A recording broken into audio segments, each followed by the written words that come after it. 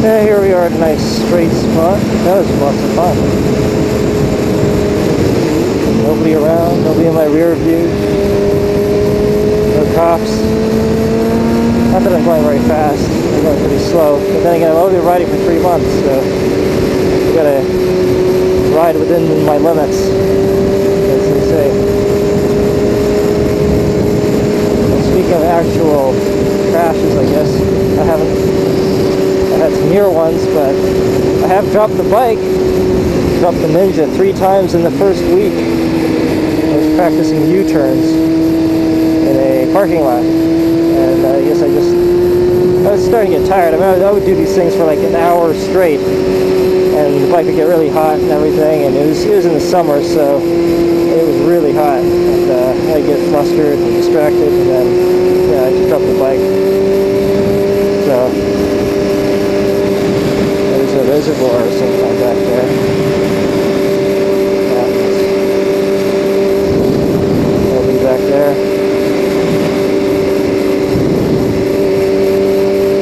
Yeah, so I dropped the Ninja 3 times, Ninja 250. Broke the turn signal stock when I dropped it, so I had to get that fixed.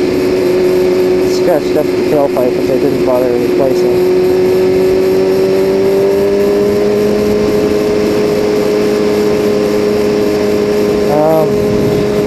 Yeah, and this bike, CBR 600 F4i, was like in mint condition. The previous owner had hardly ridden it. It had like 5,600 miles on it, and never really been dropped or anything. It was meticulously taken care of and not ridden. So 4 days into my ownership of it, and I decided to give it some battle scars, and I dropped it coming out of a parking lot like a total dumbass.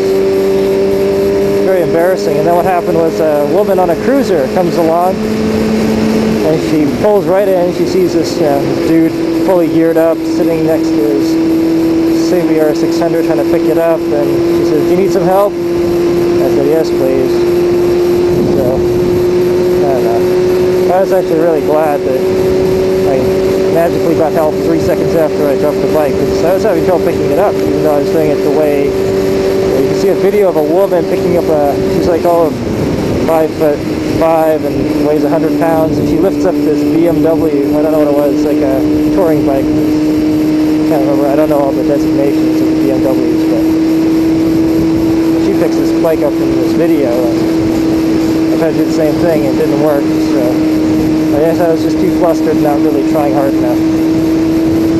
So I was very grateful for this woman on a cruiser that showed up 3 seconds after I dropped the bike and helped me pick it up. The really nice thing was, because the CBR 600, this is a 2001, so it's the first time the F4 became injected, and that's why that's the I in F4i. It became a fuel-injected bike. And so I guess, I'm not sure if that was the reason, but it started up instantly.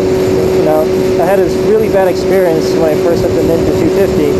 When I was doing this U-turn practice, and I dropped the bike the 3rd time, and I picked it back up. The bike wouldn't start, and so I guess, you know, it flooded the engine, and at that point there's, I guess, too much fuel in the carbs, something like that. You can't get the fuel to ignite because the fuel to air mix ratio is not high enough, or not low enough. It's not right anyway, so the bike wouldn't start and I couldn't go anywhere, and then that led to this ordeal where I basically had to push the bike. I was near a cycle gear, so I pushed the bike, the Yellow Ninja, all the way to cycle gear. It was about, you know, a good 3/4 of a mile, I guess, of pushing my bike. The Ninja 250 is a really light bike, so it wasn't as bad as, you know, it would have been on, say, the 600. So I ditched my bike in front of the motorcycle shop for a couple of days while I ran around trying to figure out how to get my bike started again. I burned through 2 batteries after trying to get it to start. It was really stupid. But anyway, so I ended up draining the float bowls and adding some choke. And finally I got the bike to start. And then when I was riding it home, you have to, once you get it started, you got to really like run it for a good 20 miles or so to get things back to normal. So on the way home, I was just having to rev the engine on the Ninja really, really high. It's, like 8,000 RPMs at red lights. I was just sitting there just gunning the engine, constantly trying to keep the engine alive. And I was about like 2.5, 3 miles from home, and then I stalled it out.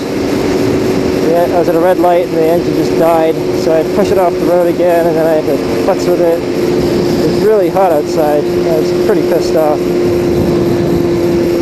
Well, I managed to get it home after 2 days of having ditched it in front of a motorcycle shop about 13 miles from where I live.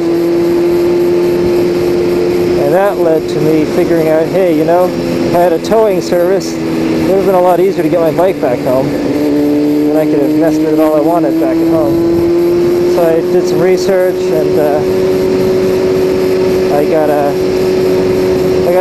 I signed up for a motorcycle towing service.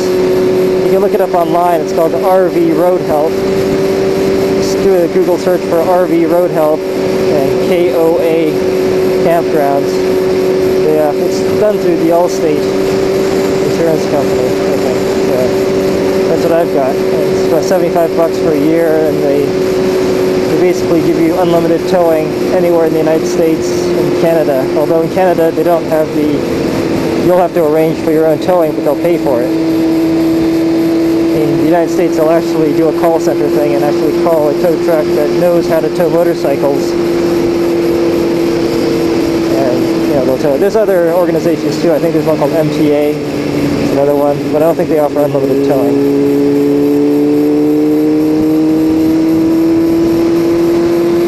Yeah, that was my annoying stranded in the middle of, well, it wasn't in the middle of nowhere, so it wasn't so bad. But it was a pain, being stranded.